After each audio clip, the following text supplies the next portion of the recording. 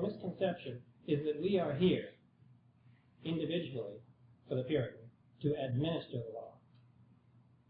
Puritanism, as I said, is of the devil, clothing the very deepest and darkest passion of the human mind, the impulse to dominate over one's fellow mortals, in a moral disguise.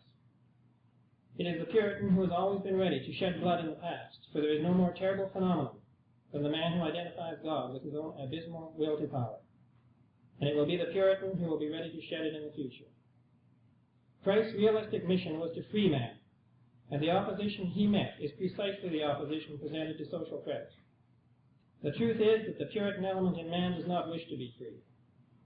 Because its desire is to dominate over its fellows, it opposes the idea of their enfranchisement, which is its own. The devil fears freedom above everything, and his own most of all. It is quite natural that when applied science comes along offering material freedom and abundance, the Puritan, the devil's advocate, that lurks in each one of us, should be arrayed against it.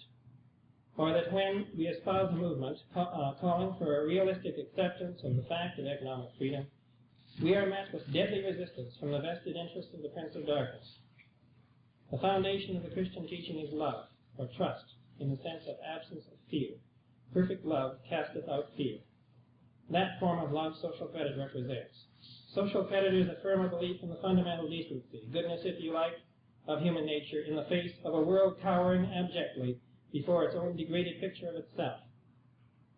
Coercive legislation and armaments and leagues are all a direct outcome of fear and hatred, distrust of human nature.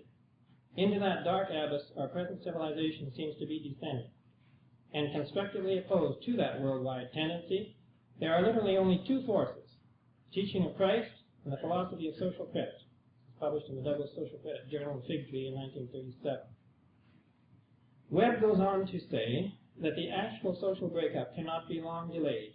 He asks whether it might yet be possible that Christianity and social credit might unite as a force round which the remnant of this present marvelous and tragic civilization might reform.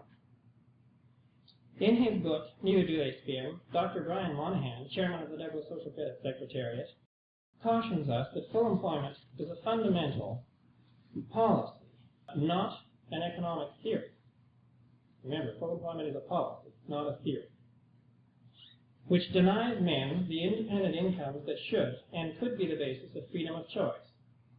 In concluding his essay, Dr. Monahan quotes Robert Paine from his Fathers of the Western Church, 1952. Quote, "It does seem that our materialist hell, with its brutish policy of work for employment's sake and its degradation of man into a mere functionary, is the triumph of Antichrist. But beyond it lies the promise of a renewed spirituality, an age of the Holy Ghost, an age of devotion, when they toil not." Throughout history, perceptive men have recognized the regenerative and creative potentialities of leisure. Socrates said it was that which men should most value. Even Thomas Hobbes, who I certainly don't agree with in many things, was able to discern that leisure is the mother of all culture. C.H. Douglas and A.R. Orage have shown that the survival of civilization depends upon the introduction of the leisure state. Properly viewed, unemployment is a blessing. Work was the curse put on Adam.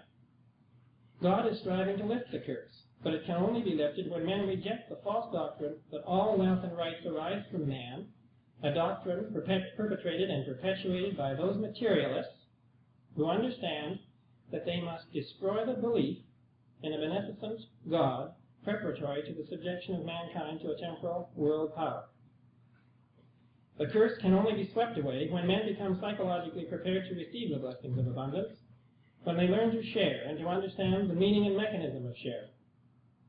If man is to reach out toward his rightful destiny in a new age, he must regard his fellow man no longer as an actual or potential blight on the moral landscape, but rather as a flower with its right to an inheritance in the garden.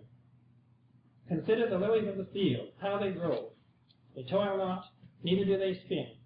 And yet I say unto you that even Solomon in all his glory was not arrayed like one of these. Wherefore, if God so clothe the grass of the field, shall he not much more clothe you, O ye of little faith? The claim has often been made that Clifford Hugh Douglas was 50 years ahead of his time. It has also been said that nothing can stop the power of an idea whose time has come.